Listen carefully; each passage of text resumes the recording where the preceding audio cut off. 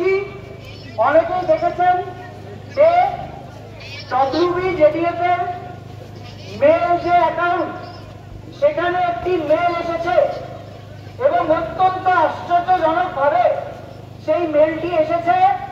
আজকে আমরা স্বাস্থ্য ভবন অভিযানে এসেছিলাম, আমাদের যে 5টি দাবি এবং তার সাথে সাথে মিলিয়ে DHS, DME এবং হেলথ সেক্রেটারি পদত্যাগের দাবি নিয়ে আমরা অত্যন্ত আশ্চর্য হয়ে দেখলাম যে সেই হেলথ সেক্রেটারি মেল থেকেই আবার একটি মেল আমাদের এখানে করা হয়েছে এবং একটা বক্তব্য সেখানে জানানো হয়েছে হেলথ সেক্রেটারির পক্ষ থেকে যে যদি আমরা চাই তাহলে নাকি স্মল ডেলিগেশন টিম, ব্র্যাকেটে লেখা নট মোর দ্যান 10 জন, তারা নবান্নে আমরা যেতে পারি to discuss with our government official.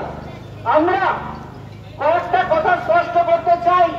1 নম্বর, এই যে মেলটি এসেছে, আমরা কিন্তু কালকে থেকে বলছি যে আমাদের এই 5 দফা দাবি নিয়ে গভর্নমেন্ট কোনো একটা সদর্থক বার্তা দিক, কিন্তু হেলথ সেক্রেটারির মেল থেকে এই যে মেল এলো, এটাকে কোনো সদর্থক বার্তা হিসেবে আমরা একদমই দেখছি না।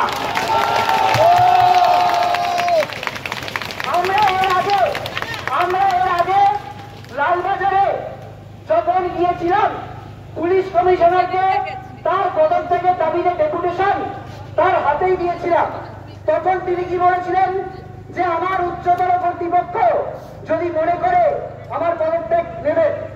গতকাল মুখ্যমন্ত্রী কি বললেন যে আমি পদত্যাগ ওনার নিতে চাইনি, কেননা পুজোর ভিড় সামলাতে সমস্যা হবে।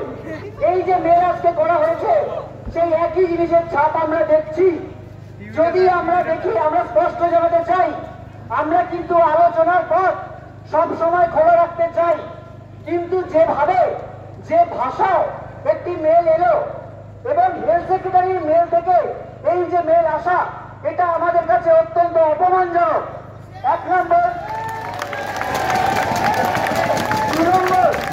2 নম্বর, ঠিক যেভাবে বলা হলো small delegation team, not more than 10 জন, এই ব্যাপারটাকেও আমরা অত্যন্ত অসম্মানজনক মনে করছি।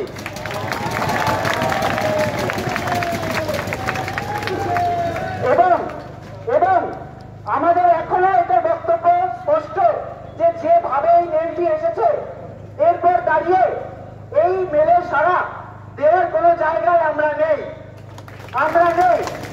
কিন্তু এই কথাটাও আমরা মনে করিয়ে দিতে চাই, যদি কোনোভাবে রাজ্য সরকার এরপরেও কোনো সদর্থক ভূমিকা রেখে কোনো সদিচ্ছার বার্তা জানান, যদি ঊর্ধ্বতন কর্তৃপক্ষ আমাদের এই 5টা দাবি, যার কাছে গেলে আসলে সমস্যার সমাধান হবে বলে এই নিম্নতর কর্তৃপক্ষরা বলছেন, রিলিজ জানিয়েছিলেন, DME, DHS বলছেন, যদি তাদের তরফে কোনো সদর্থক কোনো বার্তা আমরা পাই, তাহলে সেক্ষেত্রে আমরা কোথাও যাব কিনা সেটা সবার সাথে আলোচনা করে আমরা ভেবে দেখতে পারি। এটুকুই।